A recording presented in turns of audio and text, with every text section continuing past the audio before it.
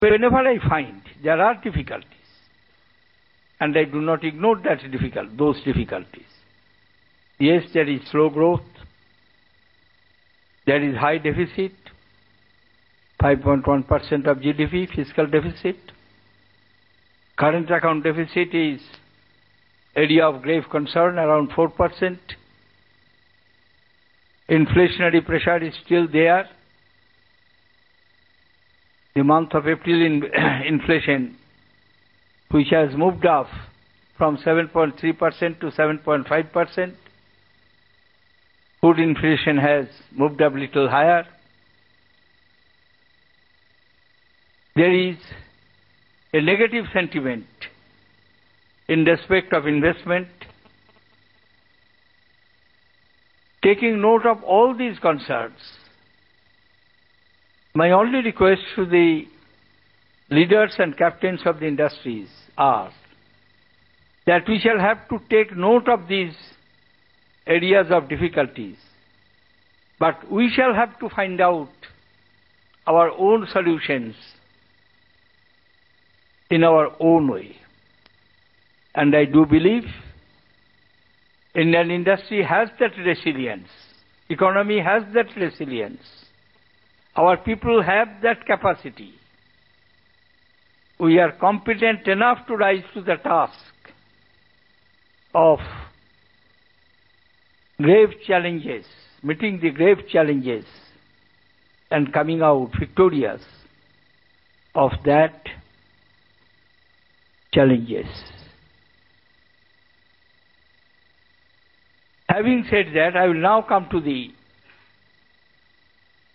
certain core issues which have been discussed by all the eminent bankers and leaders of the financial institutions. I had the privilege of having interaction with the chief executives of the public sector banks, head of the financial institutions. Prior to that, I had the privilege of having conference of the senior tax officers, conference of the chief commissioners of income tax, chief commissioners of central excise and customs. And through these interactions, I wanted to convey one message. And that message is clear and loud. Yes, we are in difficult situation, but that does not mean that we cannot convert this disadvantage into our advantage.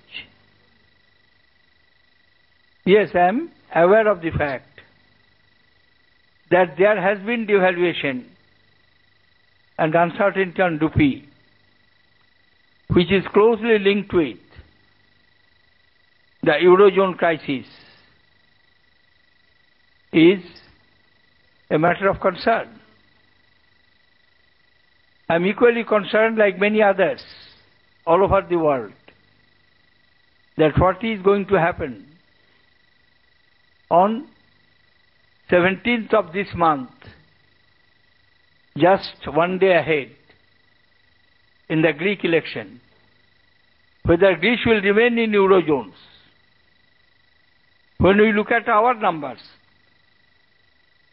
and if we shut our eyes and look at the numbers of other countries, technically Italy is in recession. UK is on the brink of recession. Despite the prediction of many of the credit rating agencies, growth in advanced countries have not come up to the expectations. Even China, which was proverbially known for low rate of inflation, have entered into a higher rate of inflation compared to their standards. Keeping all those factors in mind, we shall have to identify what are the areas of advantage we can have. Fortunately, after almost 22 months, the oil prices have started coming down.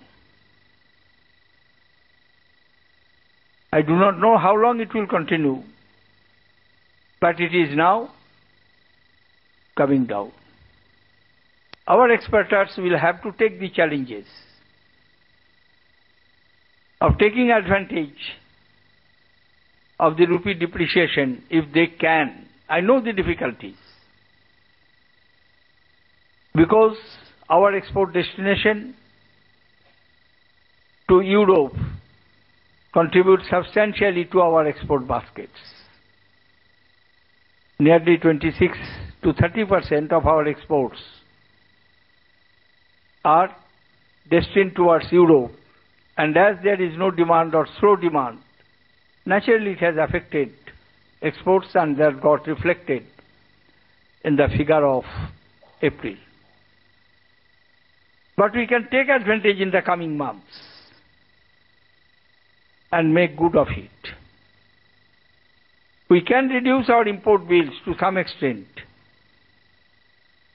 because of the low crude oil prices.